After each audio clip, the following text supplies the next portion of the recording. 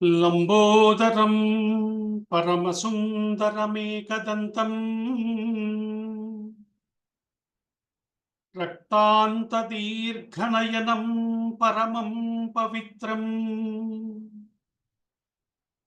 ఉజ్యద్దివాకరకరోజ్వలకాంతికాంతం విఘ్నేశ్వరం సకల విఘ్నహరం నమామి. రామాయ రామభద్రాయ రామచంద్రాయ వేధసే రఘునాథాయ నాథాయ సీతాయాః పతయే నమః.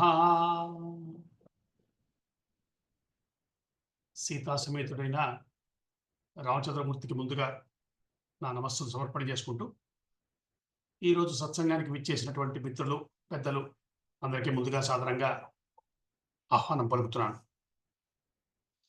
రామాయణం పేరులోనే ఒక విశేషమైన అర్థాన్ని చెప్పేసింది.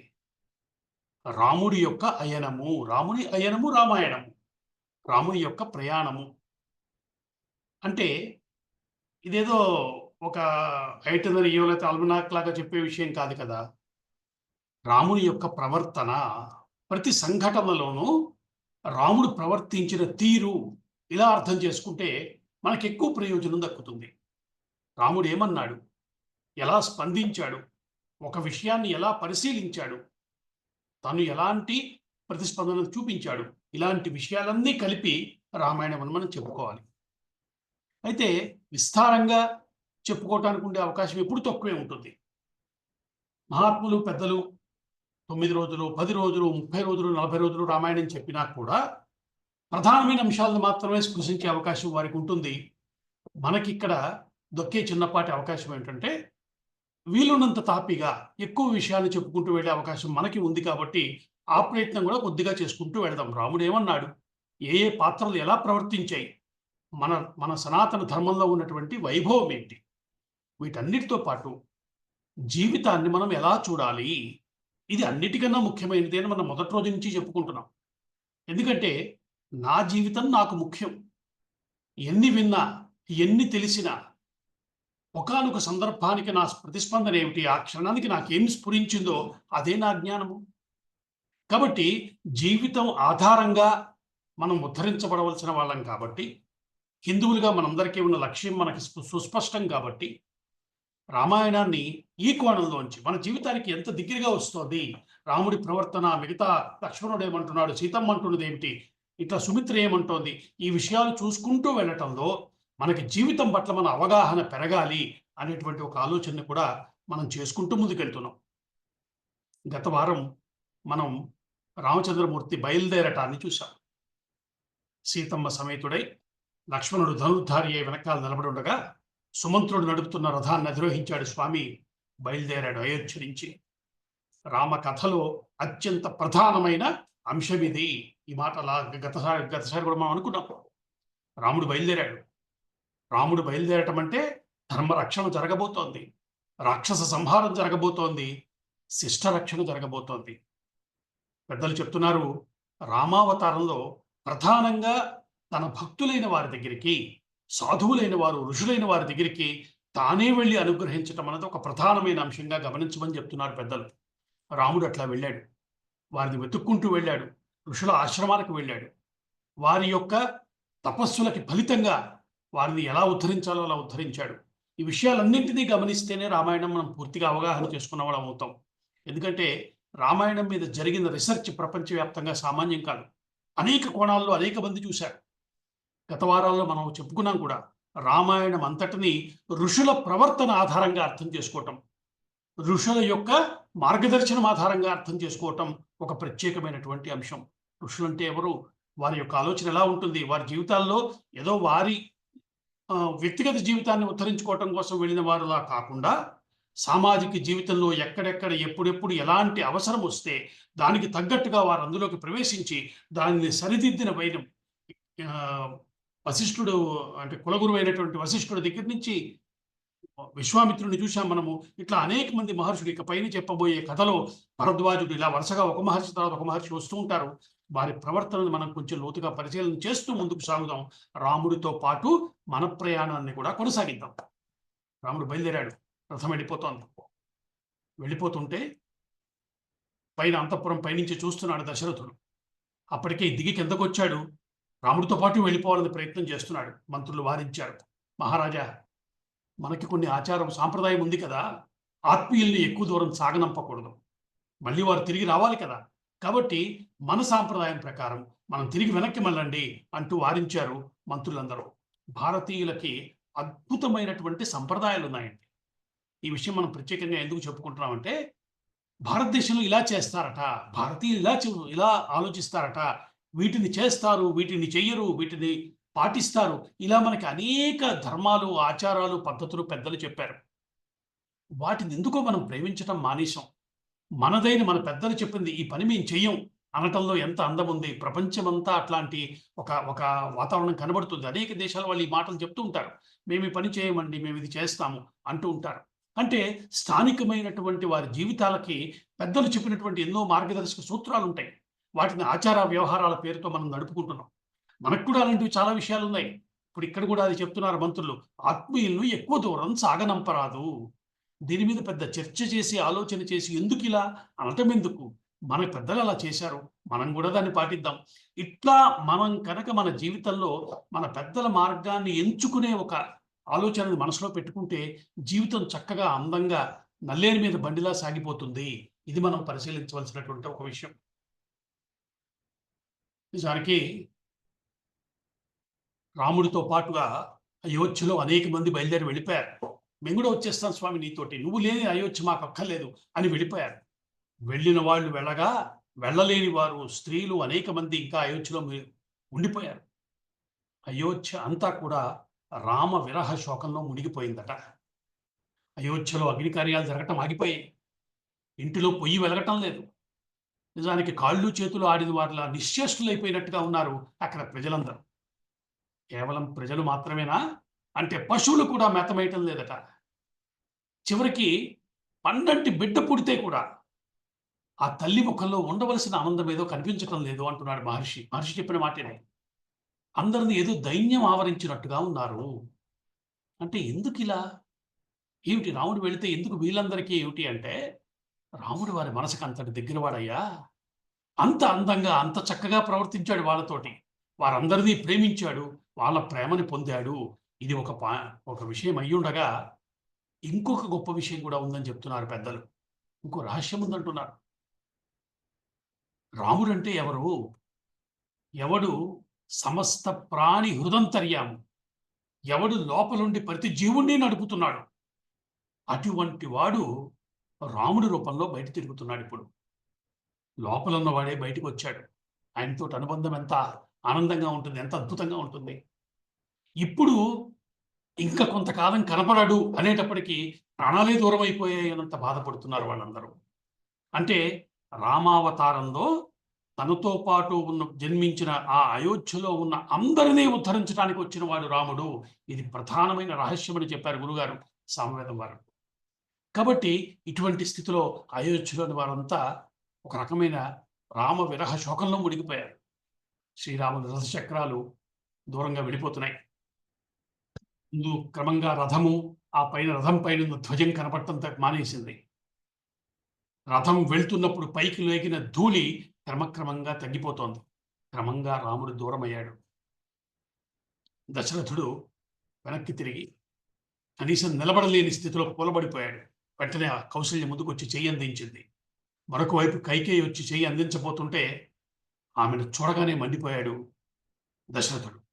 ఓ కైక, నన్ను ముట్టుకోవద్దు. నీ ముఖం కూడా నాకు చూపించద్దు. దుష్టురాలమైన నువ్వు నా భార్యవు కూడా కాదు. ఇక మనకి కనీస బంధుత్వం కూడా లేదు. నేను నిన్ను అగ్నిసాక్షిగా వివాహం ఆడాను. అయితే ఈ రోజుతో నువ్వు నాకు, నా రాజ్యానికి చేసిన ద్రోహానికి శిక్షగా నీతో అన్ని బంధాలను తెంచుకుంటున్నాను. నీ కొడుకు రాజవుతాడని సంతోషిస్తున్నావా? ఒకవేళ నీ కొడుకు కూడా రాజ్యాధికారం దొరికిందని సంతోషిస్తాడా? అదే జరిగితే నాకు ఉత్తర క్రియలు చేయటానికి కూడా అతనికి అర్హత లేదని చెప్పు అంటూ ఉద్విగ్న మనస్సు కూడా అయిపోయి నోటికిలో ఏది అనిపిస్తే ఆ మాట మాట్లాడుతున్నాడు. మనసంతా కకావికలమైపోయి కౌసల్యాదేవి చేయి పట్టుకుని అంతఃపురంలోకి ప్రవేశించాడు. ఎక్కడ చూసినా రాముడే కనబడుతున్నాడు.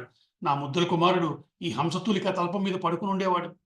ఇప్పుడు ఏ చెట్టునో మొద్దునో రాతినో తలగడగా చేసుకు పడుకోవాలి. జగత్తుకే ప్రభువైన రామచంద్రుడు ఒక దిక్కులేని వాడు అడవుల్లో తిరుగుతున్నాడు. నా మనసుకు చాలా కష్టంగా ఉంది. జనకుని గారాల బిడ్డ సుకుమారి అయిన సీతమ్మ ఆ అడవుల్లో కాలి నడకం తిరగటం ఎంత కష్టం అది అంటూ ఇలా పరిపరి విధాలు ఆయన దుఃఖిస్తున్నాడు. ఇలా ఉండగా కౌసల్య దుఃఖం సామాన్యమా అండి? ఆ తల్లి బాధపడుతోంది. ఆవిడంటోంది, ఏ జన్మలో ఏ పాపం చేశానోనయ్యా, ఏ తల్లిదండ్రుల్ని విడదీశాను, ఏ పాలు తాగుతున్న దూడల్ని తల్లి ఆవు నుంచి దూరం చేశానో, అంతటి దుర్మార్గం నేను చేసున్నాను కాబట్టి, క్రూరాత్మురాలిది కాబట్టి ఈ జన్మలో నాకు ఈ కష్టం వచ్చింది. ఇది కూడా మనం ఇందాక చెప్పుకున్నట్టుగా భారతీయుల యొక్క ఒక ఆలోచన సరళి ఇది. నాకు ఈరోజు ఒక కష్టం వచ్చిందంటే దీనికి ఎవరినో బాధ్యుల్ని చేయటం కాదు. గతంలో ఎప్పుడు ఏ తప్పు చేశానో, ఏ పాపం నన్ను ఇప్పుడు ఏడిపిస్తోందో అనేటువంటి ఒక ఆలోచనని మన ముందు ఉంచారు పెద్దలందరూ. ఇది చాలా ఆలోచించదగ్గ విషయము. అంటే మనము రాముడి గురించి చెప్తూ రాముడు ధర్మస్వరూపుడు అంటున్నాం. ధర్మాన్ని అనుసరించేవాడు అంటున్నాం. దాంతో పాటుగా పాప పుణ్యాలకు సంబంధించిన విషయానికి కూడా అనేక చర్చ రామాయణంలో మనకి కనబడుతుంది. పాపము చేయటం పట్ల విముఖత కలిగిన వాడు, తాను పాపము చేయడు, పాపము చేయనివ్వడు. భారతీయుల యొక్క ఒకానొక ప్రత్యేకమైన ఆలోచన ధోరణి ఈ పాప పుణ్యాలకు సంబంధించిన విషయంలో ఉంది. మనం ఇంచుమించుగా ప్రతివారం ఈ మాట చెప్పుకుంటున్నాం. పాపం చేయటానికి వెరచేవాడే హిందువు. ఎందుకని? పాపములు చేస్తే అనుభవించవలసింది నేనే తిరిగి. ఒకరి మనసు కష్టపెట్టాను, ఒకరి సొమ్ము తీసుకున్నాను, ఒకరికి నా వల్ల కష్టం వచ్చింది, దుఃఖం వచ్చింది. ఫలితం అనుభవించేటప్పుడు చాలా కష్టంగా ఉంటుంది. కాబట్టి ఇంత చిన్న వివేకం మన మనసులో ఉంటే మనం తప్పెందుకు చేస్తాము? మనతో బతకడం సమాజంలో కష్టం ఎందుకు అవుతుంది? కాబట్టి పాప పుణ్యాలకు సంబంధించిన విషయాన్ని కూడా నిరంతరం మన మనసులో ఉంచేలా మన వాంగ్మయం అంతా చూస్తూ వచ్చింది. కాబట్టి ఈ తల్లి కూడా అదే అనుకుంటోంది. ఈరోజు నా పుత్రుడు నాకు దూరం అయ్యాడు. రాముడు లేని జీవితం వృధా. కనీసం ఇక్కడ రాజు కాకపోతే కాకపోయాడు, కనీసం నా ఎదురుకుండా కనిపించుంటే కూడా నాకు ఆనందంగా ఉండేది అంటూ ఇట్లా కన్నీరు మున్నీరైపోయింది ఆ తల్లి. వీరిద్దరిని చూస్తోంది సుమిత్ర. రామాయణంలో సుమిత్రది చాలా ప్రత్యేకమైనటువంటి పాత్ర అండి. నిజానికి సుమిత్రకు వచ్చిన కష్టం కూడా తక్కువేమీ కాదు. ఒకలా చూస్తే కౌసల్య కన్నా కూడా ఈవిడి కష్టమే పెద్దదేమో అనిపిస్తుంది. ఎందుకంటే ఏ అవసరం లేదు, వెళ్ళవలసిన అవసరమే లేని స్థితిలో ఉన్నవాడు అన్నగారికి సేవ చేయటం కోసం వెళ్ళిపోయాడు. కనీసం రాముడు భార్యా సమేతుడై వెళితే భార్యని వదిలిపెట్టి వెళ్ళిపోయాడు లక్ష్మణుడు. తల్లికి ఎంత కష్టం అది. ఇటువంటి స్థితిని ఎదుర్కొంది సుమిత్ర. అయితే వీటన్నిటిని ఆవిడ చాలా చక్కగా తట్టుకుంది. మనకి భగవద్గీతలో స్వామి మాట గుర్తు చేస్తాడు. ఈ తట్టుకోవటం అన్న విషయమే చెప్తాడు. ఆగమాపాయినో నిత్యాహ తాం తితిక్షస్వ భారత. జీవితంలో కష్టాలు వస్తూ ఉంటాయా, కష్టాలు లేని జీవితం కుదరదు, తట్టుకోవాలి. ఈ తట్టుకోవటం అన్న మాటని మెల్లగా మనసులో ప్రతిష్ఠ చేస్తున్నారు రామాయణం ద్వారా మహర్షి. వీరిద్దరి దుఃఖాన్ని గమనిస్తోంది సుమిత్రాదేవి. నిజానికి ఎదుటి వారి హృదయ భావాలను గుర్తించి వారికి ఊరట కల్పించటంలో మేటిట సుమిత్ర.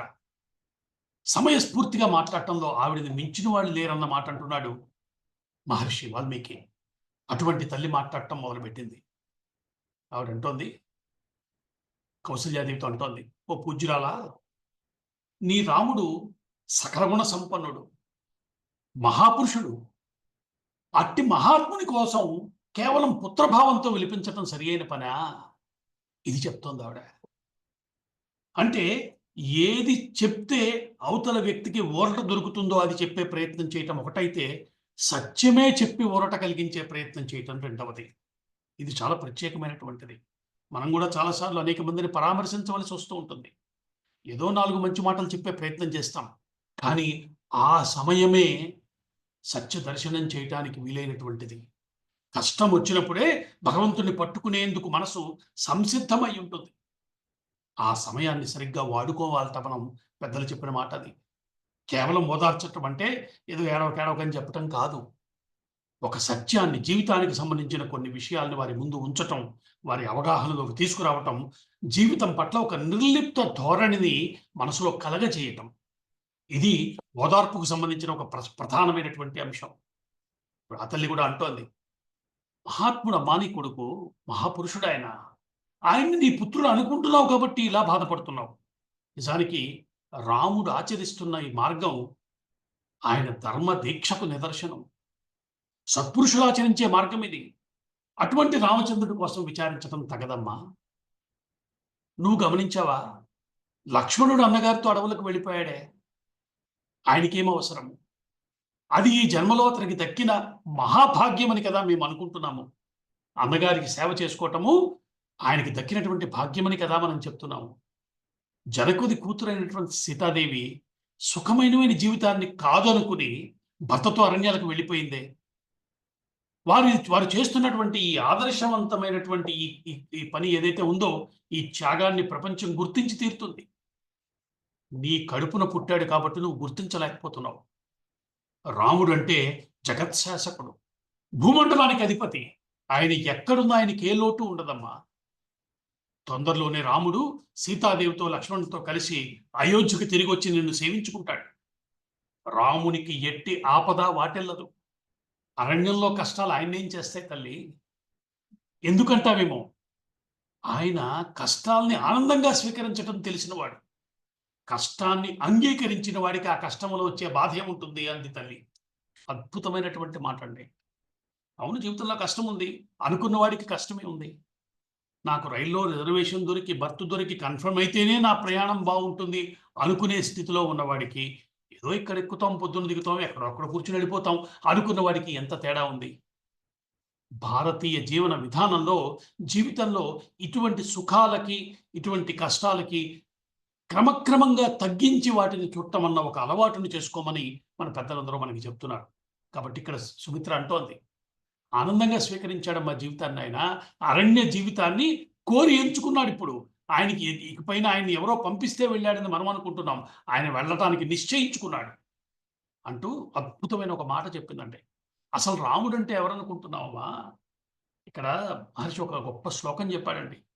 సూర్యస్యాపి భవేత్ సూర్యో హ్యగ్నేరగ్ని ప్రభు శ్రియశ్రీశ్చ భవేత్ అగ్ర్యః కీర్తి కీర్త్యా క్షమ క్షమా. ఇది అద్భుతమైన దర్శనం. మనకి దాంట్లో చెప్తాడు, భగవద్గీతలో కూడా స్వామి తనేమిటో చెప్తాడు. నేను ఎవరనుకుంటున్నావు? ఆదిత్యుల్లో కనిపించే వేడిని నేను. మనం ఈ శ్లోకం విన్నాం కదా. అటువంటి విషయాన్ని ఇక్కడ తల్లి చెప్తోంది. రాముడు అంటే మనకి కనిపిస్తూ మన పిల్లాళ్ళ మన ఇంట్లో తిరుగుతున్నవాడు కాదమ్మా, సాక్షాత్తు పరమాత్మ స్వరూపమీనా.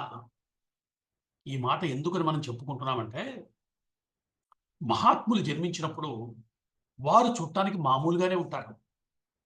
పట్టుకోవటం అంత సులభం కాదు. ఎందుకంటే మానవ జన్మంటూ ఎంచుకొని తీసుకున్నాక మనలాంటి కష్టాలే వాళ్ళకి వచ్చినట్టుగా కనబడుతూ ఉంటాయి. మనం పడే బాధలే, మన అవసరాలే వారికే ఉన్నట్టుగా అనిపిస్తూ ఉంటాయి. ఇది ఒక చిత్రమైనటువంటి అంశం. మానవ జీవితంలో ఇటువంటి స్థితి మహాత్ములందరి దగ్గర కనిపించింది. రామకృష్ణ పరమహంస దగ్గర కనిపించింది. పెద్దలెవరు రమణ మహర్షి దగ్గర కనిపించింది. పెద్దలందరి దగ్గర వారు సామాన్యులుగా కనబడుతూ ఉంటారు. అయితే వారిలోని ఆ పరమాత్మ లక్షణాన్ని పట్టి చెప్పేటువంటి వారు మనకు కొంతమంది దొరుకుతారు. జాగ్రత్తగా గమనించుకోవాలి. రామాయణంలో ఇటువంటి ఒక దర్శన శక్తి కలిగినటువంటి స్త్రీలు ముగ్గురున్నారు. ఒక తల్లి సుమిత్ర, రాముడు అంటే ఏమిటో చెప్పింది ఇప్పుడే ఆవిడ. అలాగే తర్వాత రాబోతున్న తార, మండోదరి. ఈ ముగ్గురు కూడా రాముని పరబ్రహ్మ తత్వాన్ని పట్టుకోగలిగారు. వీరి మాటల్లో జాగ్రత్తగా గమనిస్తే రాముడు కేవలం మనలాంటి మనిషి కాడు. రామాయణంలో ఉన్నటువంటి ఒక ప్రధానమైన బోధలో ఇది ఉంది. రాముడు మనందరిలాగే మనిషిలా పుట్టినవాడు. రాముడు మానవుడే, నిజమే. కానీ అక్కడితో ఆగిపోతే మనకి దక్కే లాభం చాలా చిన్నది. రాముడు కేవలం ఆదర్శం అనుకోవటం చిన్న స్థాయి వ్యవహారం అన్నారు గురుగారు సాంవేదం వారు.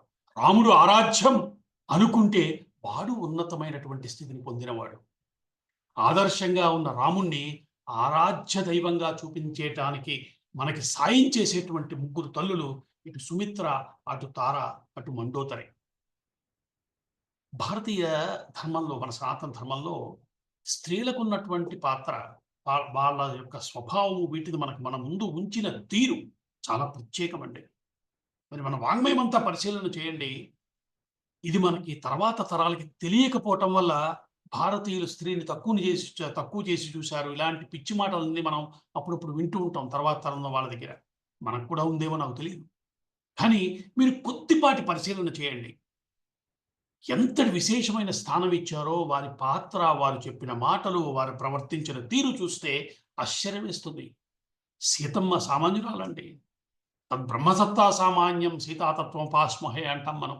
సీతమ్మే మొత్తం రామాయణానికి పరదైవంగా చెప్పినటువంటి, పరదేవతగా చెప్పినటువంటి ఒక ఉపాసనా ప్రక్రియ కూడా కనబడుతోంది మనకి.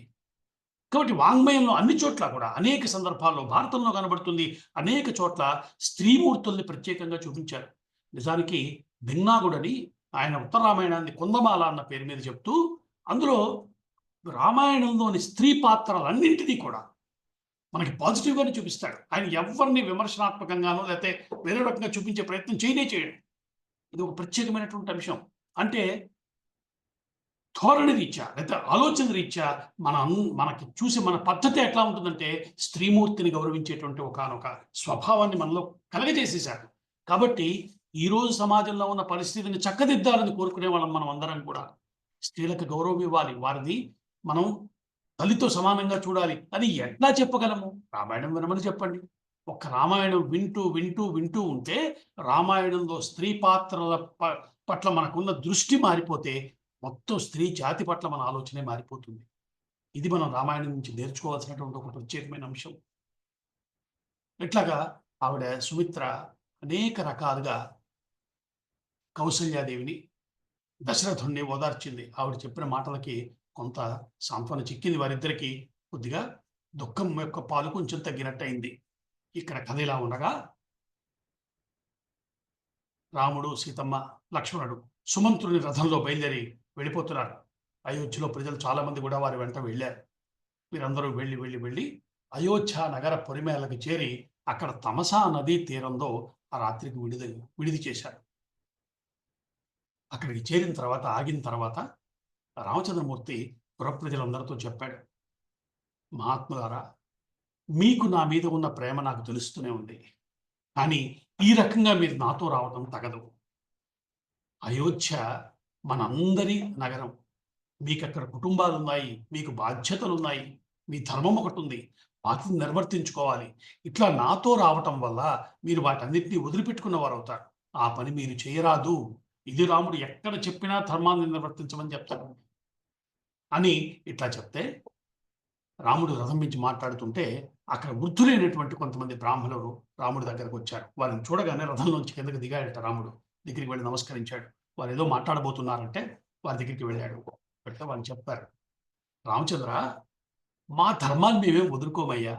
అసలు అన్ని ధర్మాలకి ఎవరు లక్ష్యమో అటువంటి వాడి వెనకాల వెళ్తున్నాం మేము. కాబట్టి మా ధర్మానికి ఇప్పుడు వచ్చిన కష్టమే ఉంది. మేము దేన్ని వదులుకుంటున్నాము? ఏమీ లేదే. కాబట్టి మేము నీతో రావటమే ధర్మము తప్ప మమ్మల్ని వెనక్కి వెళ్ళమని చెప్పకు. మాతో పాటు మా అగ్నిహోత్రాలు కూడా తెచ్చుకున్నాం.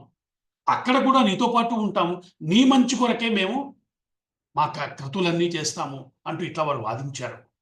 రాముడికి అడవులకు వెళ్ళేటువంటి క్రమము అనేక పరీక్షలు పెట్టిందండి. అన్ని స్థాయిల్లో అందరూ ఆయనకు అడ్డుపడ్డారు.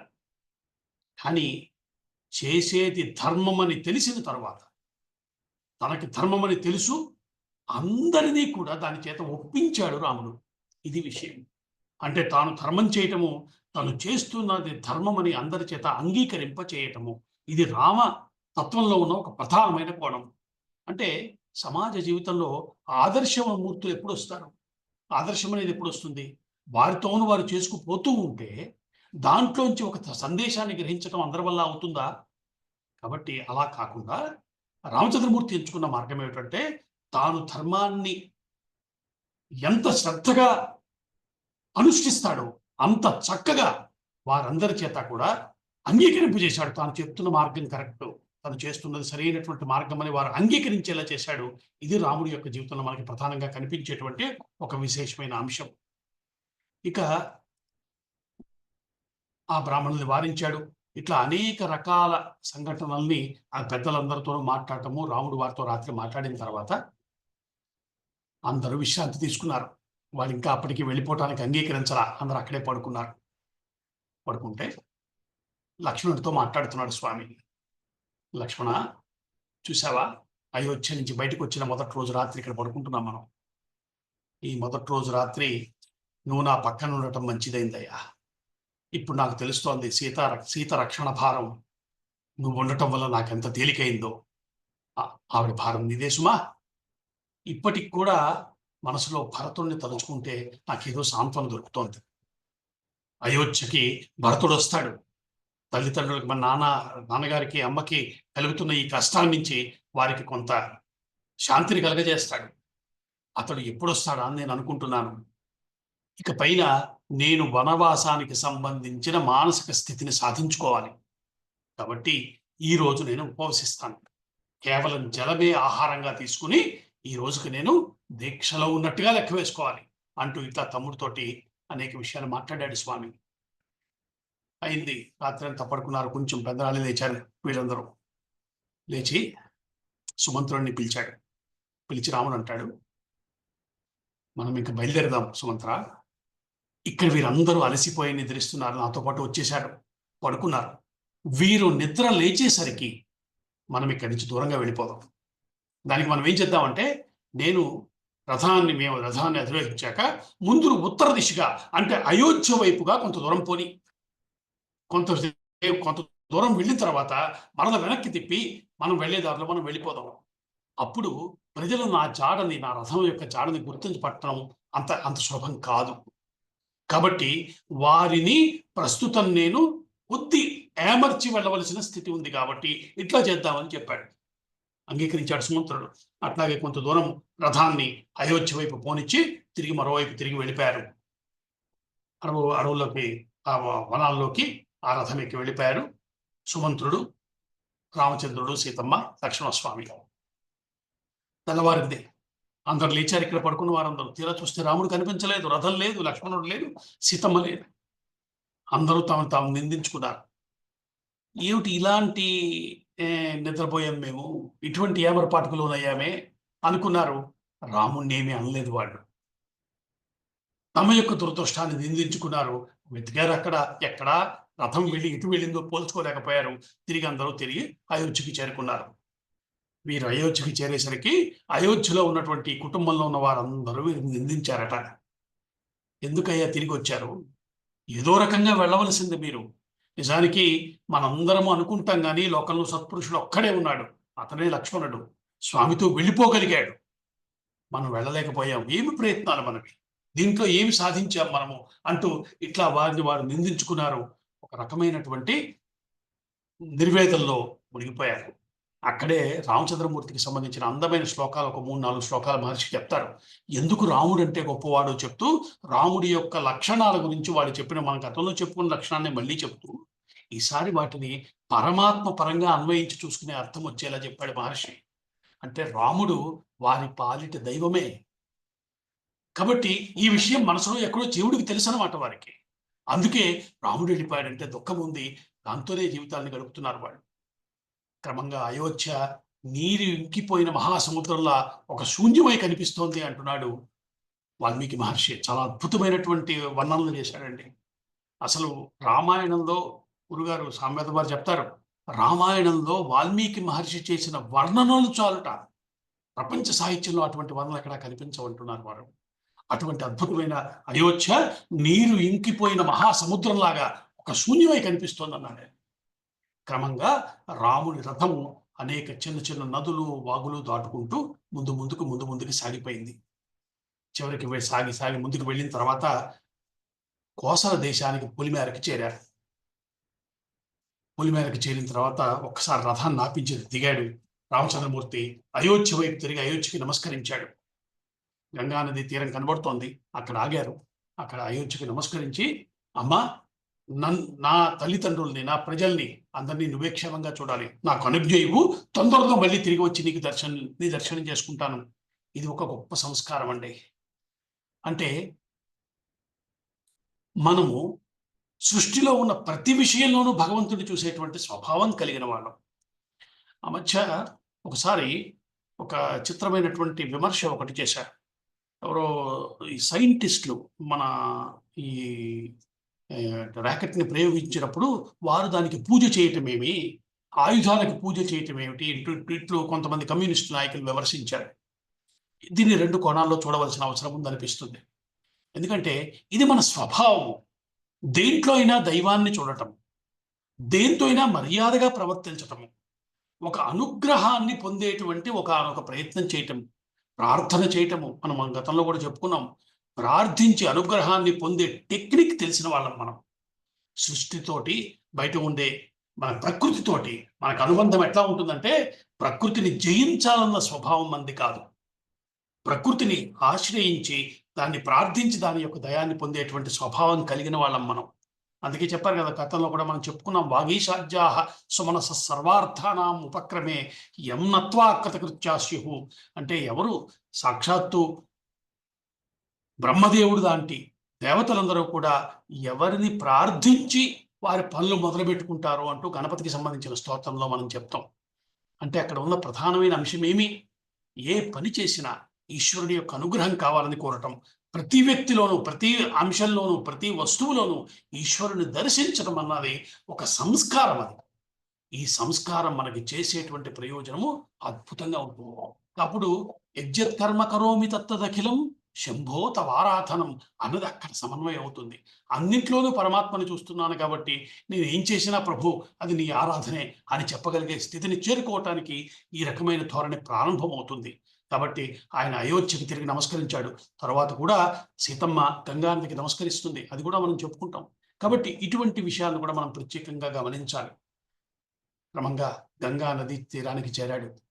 ఆ గంగా నదీ తీరంలో శృంగిపేరపురం అనేటువంటి ఒక చిన్న ఊరు అనుకోండి, అది ఒక చిన్న రాజ్యం లాంటిది, అది ఉన్నది అక్కడ. ఆ శృంగిపేరపురానికి గుహుడు అనేవాడు రాజుగా ఉన్నాడు. ఈ కథ మనకి తెలిసిందే. అయితే ఇక్కడ కొన్ని అందమైన విషయాలు పెద్దలు చెప్తున్నారు. గుహుడు రాముడికి ఎప్పుడు కలిశాడు, ఎప్పుడు చూశాడు ఏమో. ఆ విషయం మనకి వాల్మీకి ప్రస్తావన చేయలే. కానీ రాముడి పట్ల ఒక భక్తి భావాన్ని గుహుడి మనస్సులో ఉన్నది అన్న విషయం మనకు అర్థమవుతూ ఉంటుంది. ఇక్కడ రాముడు రథం మీద వస్తుంటే గుహుడు ఎదురు వెళ్ళి స్వాగతం చెప్తున్నాడు. ఆయనకి వేగుల ద్వారా సమాచారం వచ్చింది. రామచంద్రమూర్తి బయలుదేరాడు, రథంలో వస్తున్నాడని తెలిసిపోయింది రాజు కాబట్టి. ఆ మాత్రం వ్యవస్థ ఉండి తీరుతుంది. దాని ఆ రీత్యా ఆయన ఎదురు వెళ్ళాడు. రాముణ్ణి చూస్తామనుకున్న తీరు వేరు, చూస్తున్న తీరు వేరు. రాముడు అప్పటికే రాజరికమైనటువంటి మర్యాదలన్నింటినీ పక్కన పెట్టి తాపస వేషంలో ఉన్నాడు. ఇది ఊహించలేదు గుహుడు. చూసిన రామచంద్రమూర్తిని చూడగానే ఒక్కసారి గుండె ద్రవించిపోయింది. ఈ రూపంలో ఉన్నాడు ఏమిటి స్వామి అనుకున్నాడు. దుఃఖితుడయ్యాడు. రాముడి దగ్గరికి వచ్చాడు. రాముడు రథాన్ని దిగి నడుచుకుంటూ గుహుడి దగ్గరికి వచ్చాడట.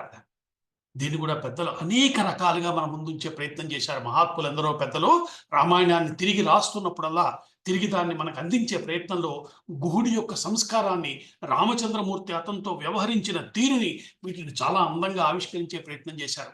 ఎంతటి వాడు రామచంద్రమూర్తి, రాజ్యాధినేత. అటువంటి వాడు ఒక చిన్న రాజ్యానికి అధిపతి అయినటువంటి గుహుణ్ణి ఇంత ప్రేమగా చూడటం ఆయన యొక్క ఒక సౌజన్యానికి నిదర్శనం అని చెప్తున్నారు పెద్దలు. గుహుడు దగ్గరికి వచ్చి గుహుడిని ఆలింగనం చేసుకున్నాడు. గుహుడు అంటాడు, స్వామి ఈ రాజ్యం అంతా మీదేనయ్యా, మీరు రాజ్యం లేదనుకోకండి, దీన్ని స్వీకరించి నన్ను ధన్యుణ్ణి చేయండి అంటున్నాడు ఆ గుహుడు. అనేక సంబరాలు అవి తీసుకొచ్చాడు. నాతో పాటు రాజ్యంలోకి రమ్మన్నాడు. రామచంద్రమూర్తి చెప్పాట, నేను ప్రస్తుతం వనవాస దీక్షలో ఉన్నాను. వనవాస దీక్ష అంటే నేను ఇక నగర ప్రవేశం చెయ్యను.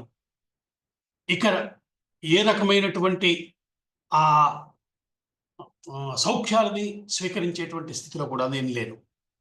నా కోసం శ్రమ తీసుకుని ఇంత దూరం వచ్చావు. ప్రస్తుతం నేను నాన్నగారి ఆజ్ఞ వల్ల తాపసిగా జీవిస్తున్నాను. కేవలం ఫలాదులైన ఆహారం. అయితే నా అశ్వాలకి గ్రాసం కావాలి. అది నువ్వు తెప్పిస్తే వాటిని స్వీకరిస్తాను అన్నట్ట. వెంటనే గుహుడు పంపించాడు. అశ్వాలకు సంబంధించిన గ్రాసం అంతా వచ్చింది. వాటికి నీళ్లు పెట్టారు. వాటికి దిస్తూ స్వామి మాత్రం తమ్ముడితోటి సీతమ్మతో కలిసి అక్కడే కూర్చున్నాడు. రాత్రంతా అక్కడే విశ్రమించారు. విశ్రమిస్తే రాముడు సీతమ్మ అక్కడ పడుకుని ఉంటే లక్ష్మణుడు వెళ్ళి నిలబడ్డాడు వాడికి కాపలాకి. గుహుడు అన్నాడు, లక్ష్మణ, నువ్వు కూడా సుకుమారుడివే కదయ్యా, రాజ్యంలో పెరిగిన వాడివి, రాజకుమారుడివి. ఈ రోజు రాత్రి నే కాపలా కాస్తా, నువ్వు వెళ్ళి విశ్రమించు అన్నాడట. అంటే అప్పుడు లక్ష్మణుడు గుహుడు మాట్లాడుకున్న సంభాషణలో కొన్ని అందమైన విషయాలు, రాముడి పట్ల వారికి ఉన్న నిష్ట ఏమిటి, రాముడి గురించి వారు ఏం తెలుసుకున్నారు అన్న విషయాలను కూడా అక్కడ వాళ్ళు మాట్లాడుకున్నారు. ఈ విషయాలు చెప్పడంలో మహర్షి యొక్క ఉద్దేశం ఏమై ఉంటుంది అని ఆలోచిస్తే, రాముడి యొక్క స్వభావ చిత్రణ చాలా జాగ్రత్తగా ఒక శిల్పాన్ని మనం అయోధ్యలో అంటే బాలరాముణ్ణి విగ్రహాన్ని ప్రతిష్ఠించిన అప్పుడు ఆ శిల్పి చెప్పాడు ఎంత జాగ్రత్తగా చెక్కాడో, ఎంతమంది పిల్లల్ని చూశాడో, ఎన్ని చోట్లకి వెళ్ళాడో, ఇవన్నీ మనకి చెప్పుకుంటూ వచ్చాడు. రామాయణం చూస్తే వీరందరి సంభాషణల ద్వారా రామచంద్రమూర్తిని మన మనస్సులో ప్రతిష్ఠ చేసేశాడు వాల్మీకి మహర్షి. వీరందరూ మాట్లాడుకుంటున్న తీరులో రాముడు ఎంతటి వాడు, ఆహా ఇలాంటి వాడు కదా అనిపించేలా రాముడి యొక్క వ్యక్తిత్వాన్ని మన ముందు ప్రతిష్ఠ చేయటం జరిగింది. సో అట్లా రాత్రంతా గడిచింది. తెల్లవారింది. రామచంద్రమూర్తి నిద్ర లేచాడు. లేచిన తర్వాత నేను బయలుదేరాలి, ఇంకా నావను సిద్ధం చేయమని చెప్పాడట. అంతవరకు బాగానే ఉంది. అప్పటిదాకా సుమంత్రుడు వస్తున్నాడు వారితోటి. సుమంత్రుడు వస్తుంటే ఇంకా నావ మీదకి ఎక్కాలి. సుమంత్రుడు వంక తిరిగాడు. తిరిగి, సుమంత్ర, నాతో పాటు ఇంత దూరం వచ్చావు, చాలా శ్రమ తీసుకుని, నీకు వీడ్కోలు చెప్పవలసిన సమయం వచ్చింది అన్నట్ట రామచంద్రమూర్తి. సుమంత్రుడికి మాటలు రాలా. ఎందుకు ఆయన ఈ సన్నివేశం ఊహించినట్టుగా లేడు. ఆయన ఇలాంటి ఒక సన్నివేశం వస్తుందని అనుకున్నట్టు లేడు. ఆయన అంటూనే అన్నాడు, రామా, నువ్వు నాకు వీడ్కోలు చెప్తావని నాకు అనిపించలేదయ్యా. నేను మీతో పాటే వనాల్లో ఉండిపోతాను. మీరు లేకుండా నేను తిరిగి అయోధ్య ఎలా వెళ్తాను? ఇప్పుడు నువ్వు అధిరోహించిన రథాన్ని, మీరు లేకుండా ఖాళీ రథాన్ని తీసుకుని నేను అయోధ్యలో ప్రవేశిస్తే ఆ ఖాళీగా ఉన్న రథాన్ని తట్టుకునే స్థైర్యం అయోధ్యవాసులు ఎవరికి ఉంటుందని నేను అనుకోవటం లేదు. నీ తల్లి నన్ను అడగచ్చు, ఏడయ్యా నా కొడుకు అంటే, ఇంతకు ముందు అంటే ఏదో మావయ్య గారింటికి వెళ్ళాడు, మరో చోటకనో చెప్పేవాడిని. ఇప్పుడు అమ్మా, నీ పుత్రుడిని అరణ్యాల్లో విడిచొచ్చేసానమ్మా అని చెప్పాలి. చెప్పగలనా? నా వల్ల అవుతుందా? కాబట్టి ఈ 14 సంవత్సరాలు మీతోటి అడవుల్లో నేను గడిపి వనవాసం పూర్తయిన తర్వాత తిరిగి ఈ రథంలోనే మిమ్మల్ని అయోధ్య చేరుస్తాను. కాబట్టి అందుకు నన్ను అనుమతించండి అంటూ పరిపరి విధాల ప్రాధేయపడ్డాడు ఆయన. ఇది సుమంత్రుడి యొక్క ఒక ధోరణి చెప్తూ ఉండగా, సుమంత్రుడు అంటే ఎవరు? రాముడికి సంబంధించిన పూర్వీకులందరినీ తెలిసినవాడు. మనం రామాయణంలో ముందు కూడా మరొక చోట వస్తుంది, ఇక్కడ కూడా ఒక్కసారి స్మరించుకోవాల్సిన అవసరం ఉంది. రాముడు ఇంత సులభంగా రాజ్యాన్ని వదిలేశాడే, ఈ లక్షణం ఇంతకుముందు ఎక్కడన్నా ఉందా అని చూస్తే రాముడు పుట్టిన వంశమే అలాంటిది. దాని పేరే రఘువంశం అన్నారు కదా. ఎవరా రఘు? ఒకసారి ఆలోచిస్తే రాముడి పూర్వీకుడు ఆయన. ఆయన కూడా అంతేట. ఆయన దగ్గర కూడా ఒక అద్భుతమైనటువంటి స్వభావం ఉంది. ప్రతి 5 సంవత్సరాలకు ఒకసారి రఘు మహారాజు ఒక విశేషమైన కార్యం చేస్తూ ఉండేవాడు. ఆయన విశ్వజిత్ యాగం అనేటువంటి ఒక యాగం చేసేవాట. ఏమిటి చేసేవాడు అంటే, తన దగ్గరున్న సమస్తమైన సంపదల్ని, రాజుగా తనకి దక్కవలసిన భాగాన్ని, ఆయన సంపదగా ఏదైతే తన దగ్గర చేరిందో ఆ సంపద మొత్తాన్ని విశ్వజిత్ యాగం రూపంలో అందరికీ పంచిపెట్టేసేవాట. ఆయన మొత్తం అంతా పంచిపెట్టేసి జీరో అయిపోయేది మొత్తం సంపద అంతా. మళ్ళీ అక్కడి నుంచి సంపాదించుకోవటం మొదలు. ఎంత అద్భుతమైన ఆదర్శం ఇది! ప్రపంచంలో ఇలాంటి ఒక వ్యక్తి జీవితాన్ని మన ముందు ఎవరైనా ఉంచారా ఇంతకుముందు ఎక్కడన్నా? కొన్ని తర్వాతైనా అక్కడ రఘుమహారాజు జీవితంలో ఉన్నటువంటి ఒక జరిగిన సంఘటన ఒక అద్భుతమైన కథ. ప్రపంచ వాంగ్మయంలో ఇలాంటి కథ మనకు ఎక్కడా కనిపించదండి. అంత గొప్ప, అంత అందమైనటువంటి ఒక కథ కౌత్సుడితోటి ఆయనకి జరిగినటువంటి విషయంగా మనకి చెప్తున్నారు పెద్దలు. కౌత్సుడు ఒక ఋషి కుమారుడు. ఆయన ఒక గురుకులంలో చేరి ఒక గురువు గారి దగ్గర చదువు అభ్యసించాడు. చదువు పూర్తయింది. ఆ గురువుకి దండం పెట్టి బయలుదేరే క్షణంలో గురువుని అడిగాడట, గురుగారు నేను ఏదైనా గురుదక్షిణ ఇస్తాను, నాకు చెప్పండి ఏమి కావాలో చెప్పండి అంటే, గురుగారు చెప్పారు, ఆయన అక్కర్లేదు, నువ్వు చక్కగా నేను చెప్పినవన్నీ చక్కగా అనుష్ఠించావు, చక్కగా చదువుకున్నావు, 14 విద్యలు నా దగ్గర నేర్చుకున్నావు, చాలా సంతోషం, హాయిగా వెళ్ళిరా అన్నాడు. అది ఆ రోజు ఉన్నటువంటి గురువులకు ఉన్నటువంటి సహృదయత. కానీ ఈయన వినాల, కొద్దిగా విసిగించాడు.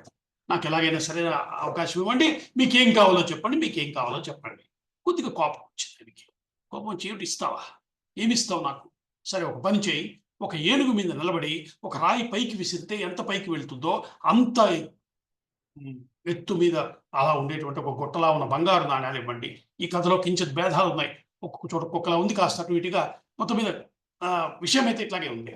అంత ధనం నాకు ఇవ్వండి అని అడిగట్టు గురువు గారు. ఆయన ఏదో కోపంలో ఉన్నాడు. ఈయన అడిగాడు కానీ ఎక్కడి నుంచి తెచ్చిస్తాడు డబ్బేది? ఏం చేయాలి అంటే, అప్పట్లో ఉన్న సంప్రదాయం ఏంటంటే, వీళ్ళు చదువుకున్న తర్వాత ఈ విద్యను మహారాజుల దగ్గరికి వెళ్ళి, నేను ఇది చదువుకున్నాను, ఇందులో నాకు ప్రావీణ్యత ఉంది అని తమ విద్యను అక్కడ పరీక్షకి నిలబడి అక్కడ ఉత్తీర్ణుడై ఆ మహారాజు ఇచ్చినటువంటి వాటిని తెచ్చి గురుగారికి కానుక ఇవ్వటం అన్నది ఒక పద్ధతి. ఈయన ఇప్పుడు గురుగారు అడిగిన దాన్ని ఎక్కడి నుంచి తేవాలి అంటే, ఆ రోజు నాడు రఘు మహారాజు ఆయన దగ్గరికి వెళ్దాం అనుకున్నాడు, బయలుదేరి వెళ్ళాడు. ఈయన వెళ్ళేటప్పటికి అక్కడ పరిస్థితి ఏంటి, అప్పటికే విశ్వజిత్ యాగం పూర్తయింది. పూర్తయిపోయి మట్టి పాత్ర పెట్టుకుని దాంతో సంధ్యావందనం చేసుకుంటున్నాడు ఆ మహారాజు. అందించేశాడు, ఇంకివ్వడానికి వెళ్ళింది ఆయన దగ్గర, అలా కూర్చున్నాడు. ఈయన వెళ్ళాడు. ఈయన చూడగానే ఈయన నోట మాట రాలా. నాయన ఏం నాయన ఇలా వచ్చావు అని అడిగాడు ఆయన. ఒక పేద విద్యార్థి వచ్చాడు కాబట్టి ఈయన అడిగాడు. అడిగితే ఈయన ఏం లేదని ఏదో తప్పుకుందామని చూశాడు. ఆయన అంగీకరించాడు. చెప్పు, నా దగ్గరికి వచ్చావంటే ఏదో ఉంది, ఎందుకు వచ్చావో చెప్పన్నాడు. సరే ఈయన విషయం చెప్పవలసి వచ్చింది. ఈయన చెప్పాడు. చెప్తే, ఓహ్ అట్లనా, నా దగ్గరికి ఒకసారి ఒక అవసరం కోసం వచ్చాక నేను వారికి ఏమి ఉత్తి చేతులతో పంపించడం కుదిరే పని కాదు. నువ్వు అడిగింది నేను ఇస్తాను, కొద్దిగా సమయం ఇవ్వు నాకు అని తనకి అక్కడ ఉన్నటువంటి ఒక గృహంలో ఉండమని చెప్పి, ఈయన ఏం చేయాలి అని అడిగాడు. వశిష్ఠుడు ఉన్నాడు, అప్పటి నుంచి వశిష్ఠుడే వాళ్ళకి, ఆయనతో మాట్లాడాడు. మాట్లాడితే, ఇప్పుడు నువ్వు ఏదో తర్వాత సంపాదించి ఎప్పుడో ఇస్తానంటే కుదిరే వ్యవహారం కాదు కదా, ఇప్పుడు కావాలంటున్నావు కదా, దీనికి ఒక పద్ధతి ఏంటంటే, రాజులకు ఒక మార్గం ఉంది, ఇది రాజులకు సాగేటువంటి వ్యవహారం. అది యుద్ధం ప్రకటించు. ఎవరి మీద? కుబేరుడి మీద. కుబేరుడితో చెప్పు, కబురు చెయ్యి, నేను వస్తున్నానని చెప్పు. ఒక చోట కుబేరుడు అన్నారు, ఇంకో చోట ఇంద్రుడు దేవేంద్రుడు అన్నారు. కథలో కించిత్ భేదాలు పక్కన పెడితే, నేను యుద్ధానికి వస్తున్నాను, నేను అడిగిన సంపద నాకు ఇచ్చినా సరే, లేదా నా యుద్ధంతో నేను మిమ్మల్ని గెలిచి దాన్ని తీసుకుంటాను అని కబురు చేయని చెప్పాడు. ఈయన కబురు చేయగానే పైన దేవతలు వెంటనే స్పందించారు. ఈయన ఎలాంటి వాడో, ఎంతటి ధర్మాత్ముడో తెలిసిన వారు, అడుగుతున్న దేనికోసమో కూడా తెలుసు కాబట్టి ఆ రాత్రికి రాత్రి బంగారు కాసుల యొక్క వర్షాన్ని కురిపించారని చెప్తున్నారు. విశేషమైనటువంటి సంపద చేకూరింది. చూశాడు మహారాజు, చాలా సంతోషం వచ్చేసింది. వెంటనే కౌత్సుని పిలిచి, నాయన తీసేసుకో ఇదంతా అన్నట్ట. ఇక్కడ చిత్రం ఏంటంటే, కౌత్సుడిని సామాన్యం కాదు. ఆయన అన్నాడు, నాకెందుకయ్యా, గురువు గారు ఎంత ఇమ్మన్నారో అంతే తీసుకుంటా, మిగతాది నాది కాదు, నాకు అక్కలా అంటాడు అతను. డబ్బిస్తానంటే వద్దంటావేంటంటాడు రఘు మహారాజు. నాకు అక్కర్లేదని సంపాదించు, నా కష్టాలేమనే పడతాను, నా తంటాలనే పడతా, నాకు గురువు గారికి ఎంత కావాలో అంతే ఇవ్వు తీసుకుంటాను. ఇది భారతీయత అండి, ఇది మన సంస్కారము. ఇటువంటి కథ ప్రపంచంలో ఎక్కడన్నా ఉంటుందా అండి? ఏ దేశంలో అయినా ఇలాంటి కథ చెప్పుకుంటారా? ఏమో. కాబట్టి మన భాగ్యం ఏంటంటే, డబ్బు వద్దనుకునేటువంటి ధైర్యం ఉన్నవాళ్ళు భారతీయులంటే. పేదరికాన్ని ప్రేమించిన వాళ్ళు, గురుగారు శివానందమూర్తి గారు చెప్తారు, ఈ దేశంలో పేదరికాన్ని ప్రేమించే వాళ్ళు ఉండేవాళ్ళు. వాళ్ళకి పేదరికం అనేది ఒక అద్భుతమైన వరం కింద లెక్క. జీవితం యొక్క స్వభావాన్ని పూర్తిగా అంచనా వేసి అర్థం చేసుకోవటానికి పేదరికం ఉపయోగిస్తుంది. అద్భుతంగా చెప్పారు గురుగారు. కాబట్టి పేదరికాన్ని ప్రేమించే ఎందుకు ఎంత దమ్ము కావాలండి? అటువంటి వాడు కౌత్సుడు చెప్పాడు, నాకు సంపద అక్కర్లేదు అంటే, చివరికి ఆ సంపదలంతా ఆయన్ని తీసుకెళ్ళమన్నట్ట. కథ తర్వాత సాగింది. విషయం ఏంటంటే, ఇది అటువంటి వాడు రఘు మహారాజు. ఆ రఘు మహారాజు వంశంలో పుట్టిన రామచంద్రుడు ఇలా నిరీహుడుగా ఉండకుండా దేనికి లొంగిపోతాడు? కాబట్టి ఆ రాజు ఆ వంశంలోనే ఆ గొప్పతనం ఉంది అనిపిస్తుంది మనకి. ఇప్పుడు ఎప్పుడైతే సుమంత్రుడు ఇలా అనుకున్నాడో, రాముడు అద్భుతమైన సమాధానం చెప్పాడండి ఆయనకి. సుమంత్ర, నువ్వు వయసులో మా అందరికన్నా పెద్దవాడివయ్యా, ఎప్పటివాడివి నువ్వు, జీవితంలో కష్టం అంటే ఏమిటో నీకు బాగా తెలుసు. ఇలాంటి సమయంలో నాన్నగారి పక్కన ఉండి ఆయనకు ఓదార్పునివ్వటం నీ బాధ్యత కదా. చూడండి, మళ్ళీ ధర్మమే గుర్తు చేస్తున్నాడు. కాబట్టి అక్కడ ఉండాలి, నువ్వు అయోధ్యలో ఉండవలసిన సమయం ఇది. అంతేకాదు, నిన్ను తిరిగి వెళ్ళమనటం వెనక మరో ముఖ్యమైన కారణం ఉంది. నువ్వు ఒక్కడివే తిరిగి అయోధ్య చేరటం చూస్తే కైకేయి, అప్పుడు మాత్రమే ఆవిడ నమ్ముతుంది మేము అరణ్యాల్లో దిగిపోయామని, అరణ్యాల్లో ఉండిపోయామన్న నమ్మకం అప్పుడే కలుగుతుంది. భరతుడి రాజ్యాభిషేకానికి అన్ని అడ్డంకులు తొలగిపోయాయని ఆవిడ విశ్వసించటం ఇప్పుడు చాలా అవసరం. అనేక కోణాల్లోంచి అవసరం అది. ఆవిడ మనసులో ఎలాంటి ప్రమాదకరమైన ఆలోచనలు తలెత్తకుండా మనం చూడవలసిన బాధ్యత ఉంది. కాబట్టి నువ్వు తిరిగి వెళ్ళి మేము అరణ్యాలు చేరామన్న విషయం ఆ తల్లికి చెప్పవలసిన పరిస్థితి ఉంది. కాబట్టి నువ్వు వెళ్ళటం తప్పనిసరి. రాముడి యొక్క ఆలోచన ధోరణి చూసారా? ఎంత మెచ్యూర్డ్ థింకింగ్ అన్నాను దాన్ని. తాను వచ్చేశాడు, అక్కడ ఏం జరిగితే నాకెందుకండి, నన్ను వెళ్ళిపోమన్నాక అని ఉక్రోషపడ్డా? ఏమి లేదు. తల్లిదండ్రుల యొక్క క్షేమము, రాజ్యక్షేమము నిరంతరము మనసులో పెట్టుకుని వ్యవహారం చేశాడు. సుమంత్రుడిని వెళ్ళమంటం వెనక్కి వెళ్ళమంటంలో కూడా అదే విజ్ఞతని ప్రదర్శించాడు. ఈ మాట చెప్పిన తర్వాత సుమంత్రుడు కాదనగలడా? రాముడి యొక్క ఆ ధర్మ నిరతి ఏమిటో తెలిసాక ఎవరు కాదంటారండి? రాముడి మాటను అంగీకరించాడు, వెనక్కి తిరిగి బయలుదేరటానికి అంగీకరించాడు. అక్కడి నుంచి అప్పుడు వెంటనే రామచంద్రమూర్తి గుహుణ్ణి పిలిచాడు. ఆయన, ఇంత జనసమ్మర్దం ఉన్న ప్రాంతంలో ఇక నేను ఉండటం సరి అయిన పని కాదు, ఇక్కడి నుంచి నేను బయలుదేరాలి. తాపస జీవితాన్ని స్వీకరించాను నేను. కాబట్టి నాకు సాయం ఏం చేస్తావంటే, మర్రి చెట్టు యొక్క పాలను కొత్త తెప్పించు. ఈ మర్రి పాలతోటి సంస్కరించినటువంటి జటలని ధరించి నేను అరణ్యాల్లో తిరగటం నా తాపస జీవితానికి సరి అయినటువంటిది. నేను ఇప్పుడు జటాధారిగా ఉండవలసిన స్థితి ఉంది అంటూ ఆ మర్రి పాలతోటి రామచంద్రమూర్తి జటాధారిగా మారాడట. గమనిస్తే రామచంద్రమూర్తి యొక్క రూపాన్ని మనసులో మీరు ఒక్కసారి సంభావిస్తే రాజయోగో లేక యోగిరాజో అనిపిస్తుంది. సామాన్యుడు కాదండి ఆయన. ఆ స్వరూపమే మనసులో ఉన్న సమస్త కల్మషాలని పోగొట్టేటువంటిది. స్వభావరీత్యా పూర్తిగా నిరీహుడైన. కాబట్టి వేషాన్ని బట్టి కాదు మనం ఆయన గొప్పవాడు అంటున్నది. నిజానికి రాముడి యొక్క ఈ స్వరూపాన్ని దత్తుడితో పోల్చి చెప్తారు మహాత్ములందరూ. తరువాత అత్రి మహర్షి ఆశ్రమానికి వెళ్ళినప్పుడు ఒక అందమైనటువంటి విషయాన్ని కూడా అక్కడ మనం ప్రస్తావన చేసుకుంటాం. సాక్షాత్తు దత్తుడే రామచంద్రమూర్తి అనేటువంటి ఒక సత్యాన్ని కూడా గురుగారు ఆవిష్కరించారు గతంలో. కాబట్టి ఆ విషయం కూడా మనం కొంచెం వివరంగానే చెప్పుకోవాల్సి ఉంటుంది, అప్పుడు చెప్పుకుందాం. అట్లా రామచంద్రమూర్తి పూర్తిగా వనవాస దీక్షని స్వీకరించి అక్కడి నుంచి బయలుదేరడానికి ప్రయత్నం చేశాడు. గంగా నదికి చేరాడు. గంగా నదికి సీతమ్మ నమస్కరించింది. వీరు గంగా నది విశాలంగా కనబడుతోంది. అప్పటిదాకా అనేక చిన్న నదులు దాటి వచ్చారు, కానీ మనకి ఇక్కడ గోదావరి ఒడ్డున ఉన్న వాళ్ళం మనకి తెలుసు, ఒక నది ఈ చివరి నిలబడితే ఆ చివరి ఏముందో కనిపించాలంత పెద్ద పెద్ద నదులు అవి. అది కూడా జీవనది గంగా నది. ఆ మొత్తం గంగా నదిని దాటి అటు వెళ్ళాలి. తాను గంగా నదికి చూసి నమస్కరించాడు. గంగా అక్కడ చేయవలసిన పూజలది సీతమ్మ చేసిందట. వారు నావ ఎక్కి ఆ చివరికి చేరాడు. చేరి అటు పక్కన గంగా ఆవలి తీరానికి చేరి అక్కడ దిగారు. అక్కడ నుంచి ఆ అవతల ఉన్నదంతా కూడా అరణ్యమే. రామచంద్రమూర్తి అరణ్యాన్ని పరిశీలించాడు.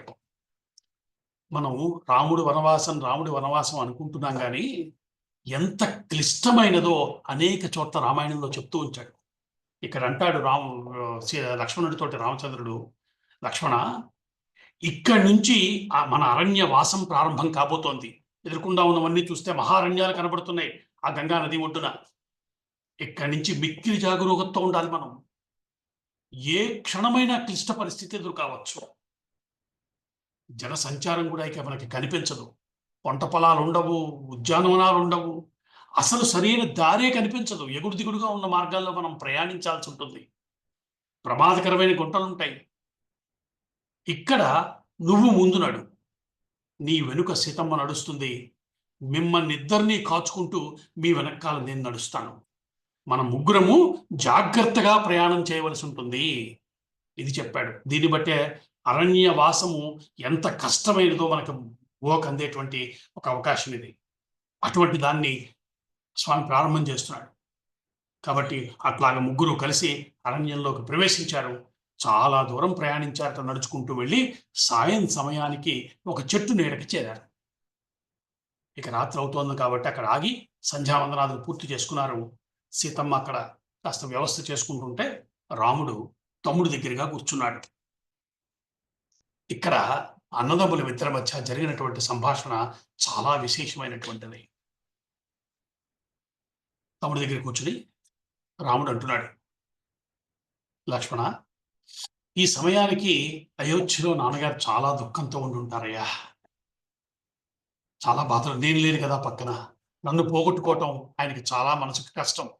చాలా బాధలో ఉండుంటారు. అయితే పక్కనున్న కైకేయి మాత్రం కోరికలు తీరాయని చెప్పి ఆనందంగా ఉండుంటుంది. ఈ ఈ మాటలు మనం జాగ్రత్తగా వినాల్సిన స్థితి ఉంది. రాముడు అంటున్నది ఆయన వెనకాల ఆ మనసులో ఉన్న హృదయం ఏమిటి, ఇది మనం పట్టుకోవాలి.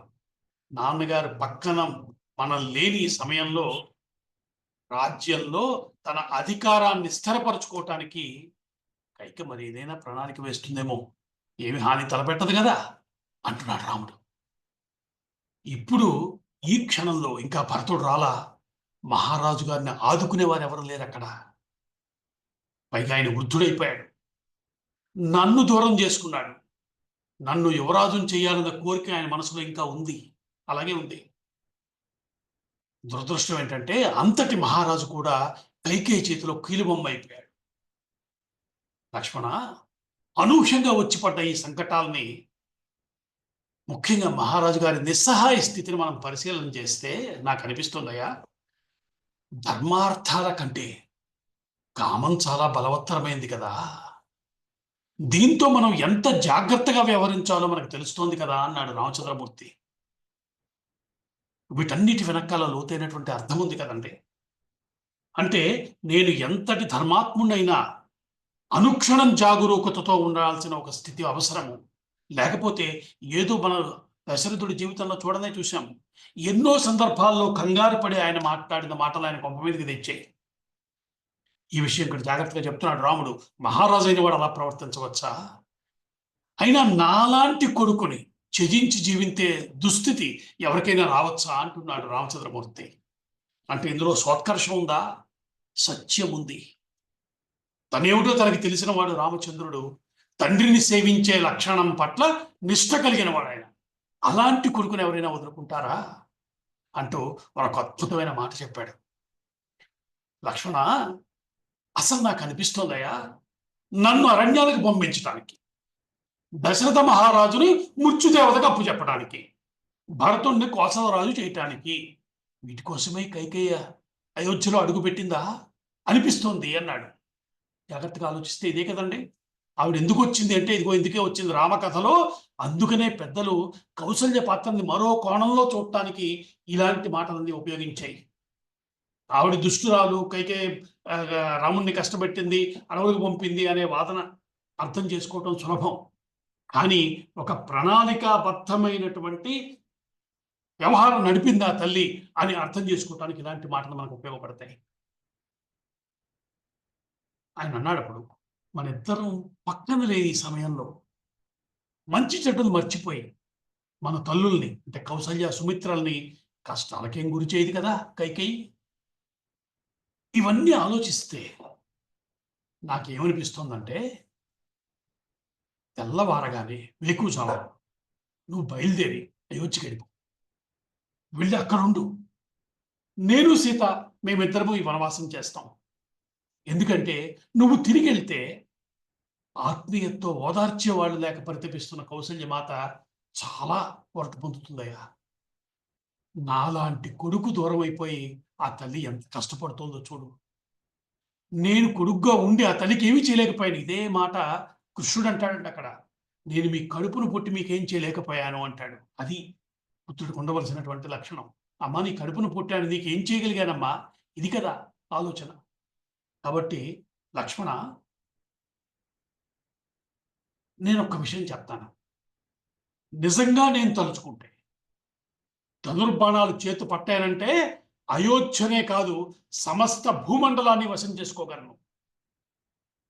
కానీ అధర్మమని భయపడుతున్నాను. ఇది ధర్మం కాదు, నాలాంటి వాడిలా ప్రవర్తించకూడదు. ఈ మాట రామచంద్రమూర్తి చేత చెప్పించిన కారణం కూడా మనందరికీ ఒక బోధ ఉంది అందులో.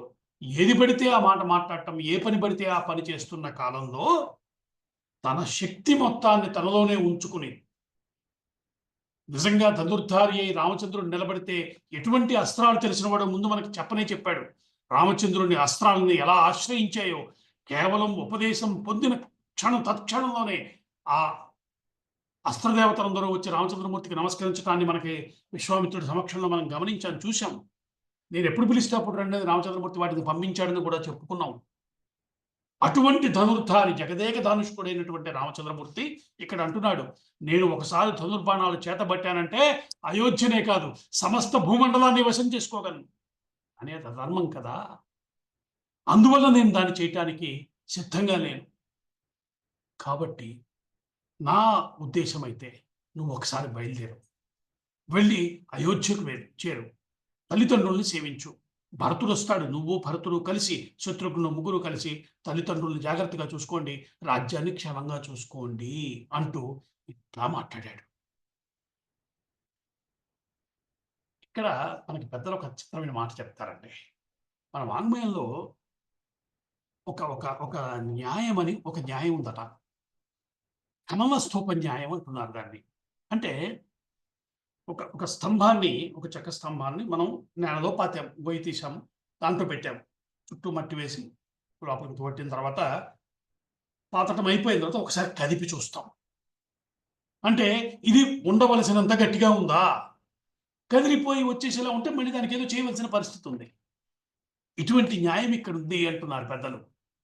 అంటే లక్ష్మణుడు 14 ఏళ్ల పాటు అరణ్యవాసం చేస్తానంటున్నాడు. అవసరం లేదన్న విషయం ఆయనకి తెలుసు.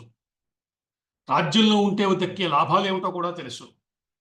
అటువంటి వాడు నాతో పాటు 14 ఏళ్ళు కష్టపడటానికి వస్తానంటున్నాడు. దీనిలో ఎంత నిష్ఠ ఉన్నది, ఒక్కసారి పరిశీలన చేయాలేమో అనిపించినట్టుంది రామచంద్రమూర్తికి. కాబట్టి తమ్ముడితోటి ఇట్లాంటి చిత్రమైనటువంటి వాదన ఒకటి చేశాడు ఆయన. కైకేయి ఏం చేస్తుందో ప్రమాదమేమో, నువ్వు వెళ్ళవలసిన పరిస్థితి ఉంది, వెళ్ళు తల్లిదండ్రులను సేవించుకో అని ఇట్లాగా అనేక విషయాలను చెప్తూ ఒక్కసారి లక్ష్మణస్వామిని పరీక్ష చేసి ఉంటాడు రామచంద్రమూర్తి అంటున్నారు పెద్దలు. అయితే లక్ష్మణుడు దీన్ని గ్రహించలేని వాడేం కాదుగా. ఒక్క మాటలో చెప్పాట ఆయన, అన్నా ఈ పరిస్థితుల్లో నిన్ను వదిన గారిని వదిలి నేను ఎక్కడికి వెళ్ళను. నువ్వు ఇంక నాకేమీ చెప్పవలసిన అవసరం లేదు. నువ్వు లేని స్వర్గం కూడా నాకు అక్కల్లా. ఇంక నువ్వేదో అన్నావు, అక్కడ పరిస్థితి ఏంటంటే భరతుడు ఉన్నాడు, ఏం చూడాలో ఎలా చూసుకోవాలో తెలిసినవాడు. ఏం చేయాలన్నా భరతుడు రాకుండా జరగదు.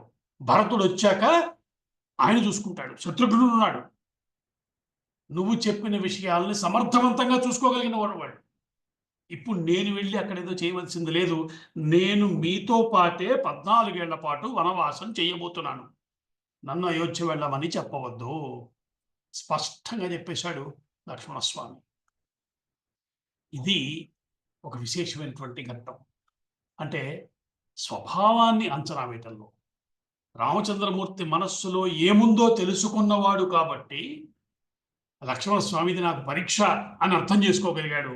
వెంటనే దానికి తట్టుకుని నిలబడి సమాధానం చెప్పాడు. ఆయన మనసులో ఉన్నటువంటి ఆ క్లారిటీ, మనం ఇంగ్లీష్లో క్లారిటీ ఆఫ్ థాట్ అంటాం. జీవితంలో చాలా ప్రధానమైనటువంటి బలాల్లో అదొకటి. మన మనసుకి లోపల ఉండేటువంటి ఒక స్పష్టత, ఒక క్లారిటీ ఆఫ్ థాట్, ఇది మనకి ఇచ్చినటువంటి బలము ఇంకా ఏ శక్తి ఇవ్వదు. ఒక పనిని మనం చేయవలసి వచ్చినా, ఒక పని నుంచి మనం విరమించవలసి వచ్చినా మనకి ఉన్న ప్రధానమైన బలమేమి మన మనసులో ఉండేటువంటి ఆ స్పష్టత, ఆ క్లారిటీ. దీనిని ఎలా సాధించుకున్నాడో రామచంద్రమూర్తి దగ్గర ఆ స్పష్టత ఎలా ఉంది, లక్ష్మణస్వామి దగ్గర ఎలా ఉంది, ఈ అంశాలని ఈ సంభాషణ ద్వారా మనకు తెలుస్తోంది. అందుకే అయోధ్యకాండని మనం చెప్పుకుంటున్నంతసేపు ఒక మాటని పదే పదే చెప్పుకోక తప్పదు. అయోధ్యకాండ ప్రతి పాత్రకి పరీక్ష పెట్టింది. ఇది మనం ప్రతిసారి చెప్పుకుంటున్నాము. ప్రతి పాత్ర అంతో ఇంతో పరీక్షకి గురైంది, నిగ్గు తేలింది.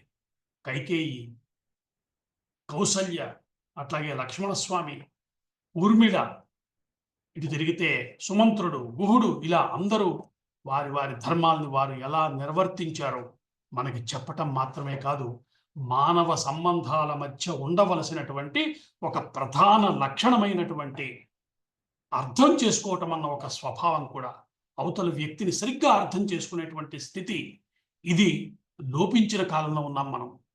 రామాయణం వినటం ద్వారా అవతల వ్యక్తిని సహృదయతో అర్థం చేసుకునే ఒక లాభము మనందరికీ చేకూరును గాక.